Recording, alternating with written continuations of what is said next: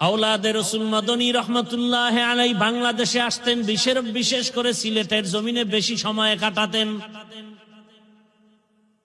হাজারো মানুষ মোলাকাতের জন্য আসতেন। আওলাদে রসুল আসছে, দেখতে যাই, বরকত নেই, হাত বিছায় বিছায় সালাম দেওয়ার জন্য। তবে দুই শ্রেণীর মানুষের সাথে হযরতে হাত মিলাতেন না।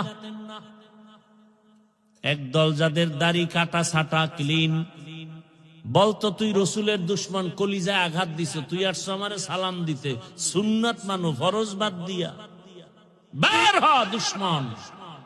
রসুলের সামনে কিভাবে দাঁড়াবে দাড়ি ছাড়া? রসুল তো শাফাআত করবেন না। আর এক দলের সাথে হযরত হাত মিলাইতেন না, যারা সাহাবায়ে কেরামের বিরুদ্ধাচরণ করে, বলতেন তুমিও রসুলের দুশ্মন, বের হও আমার থেকে। রসুলের দুশ্মনের সাথে কোনো সুন্নতের আদান প্রদান হতে পারে না। অনুরোধ করে বলছি, রে যুবক, পর্দার আড়ালের মা বোনেরা, আপনার মতো কত মা কত বোন এলাকায় আছে, এখনো নামাজ ছাড়ে না, বেপর্দায় চলে না। আপনারা কেন পারেন না রে মা? এখনো সময় আছে, তওবা করেন। আদর্শ সন্তানের মা বাবা হয়ে কবরে যান। আপনার কি মনে চায় না একটা ভালো সন্তানের মা হবেন, মানুষ প্রশংসা করবে? আরে আম্মা জান, আব্বা জানেরা, আপনারা কি সন্তানের ভবিষ্যৎ নিয়ে ভাবেন না?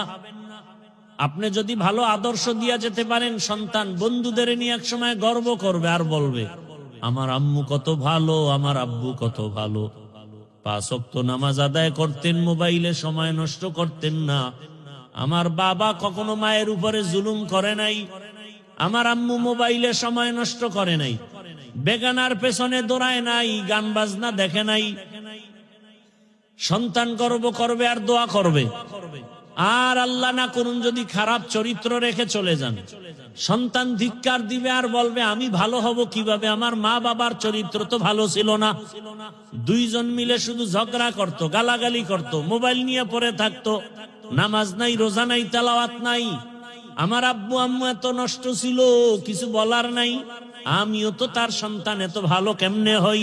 এরে আব্বা জানেরা, আম্মা জানেরা, এখনো সময় আছে, তওবা করেন। আর বেপরদায় চলবেন না, মোবাইলে সময় নষ্ট করবেন না। সন্তানটাকে আদর্শ সন্তান বানায় যাবেন। ডাক্তার হবে, কোরআন পড়বে, রুগী দেখবে, নামাজ পড়বে, দোয়া করবে। ও আম্মা জানেরা, বাবা জানেরা, তওবা করেন। যুবকদেরও বলি, তওবা করো। মরিয়া গেল যাবা, আর দাড়ি কাটবা না, নামাজ ছাড়বা না, বেপরদায় চলবা না। মা বাবার দোয়া নিয়া, শিক্ষকের দোয়া নিয়া, উলামায়ে কেরামের দোয়া পরামর্শ নিয়া, নবীর আদর্শ মেনে চলবেন।